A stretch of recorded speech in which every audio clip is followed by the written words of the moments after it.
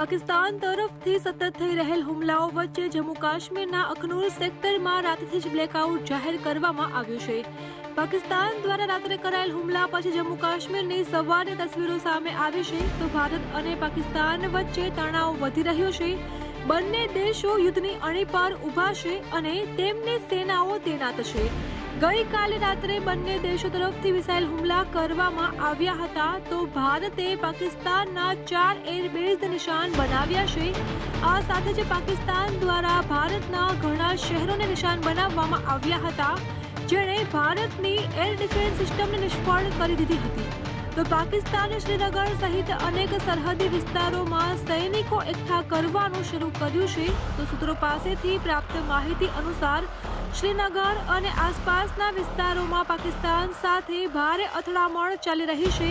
સેનાએ આ વિસ્તારમાં સપાટીથી હવામાં પ્રહાર કરતી મિસાઇલ સિસ્ટમ એક્ટિવ કરી છે. તો જમ્મુ કાશ્મીરમાં ગોળીબારથી ભારે નુકસાન થયું હોવાનું પણ સામે આવ્યું છે. ગોળીબારના કારણે જમ્મુ શહેરના રહેણાંક વિસ્તારોને નુકસાન થયું છે તો ઘણા ઘરોને પણ નુકસાન થયું છે. જમ્મુ કાશ્મીરના ઉરીમાં પાકિસ્તાની ગોળીબારમાં ઘરો અને મિલકતોને પણ નુકસાન થયું હોવાના ફોટા સામે આવ્યા છે. આ ગોળીબાર નાગરિક વિસ્તારોને નિશાન બનાવીને કરવામાં આવી રહ્યો છે. તો અખનૂરમાં બ્લેકઆઉટ જાહેર કરવામાં આવ્યું છે. સંરક્ષણ સૂત્રોના જણાવ્યા અનુસાર ભારતીય સેનાએ જમ્મુ નજીક પાકિસ્તાની ચોકીઓ અને આતંકવાદી લોન્ચ પેડ્સને નષ્ટ કરી દીધા છે.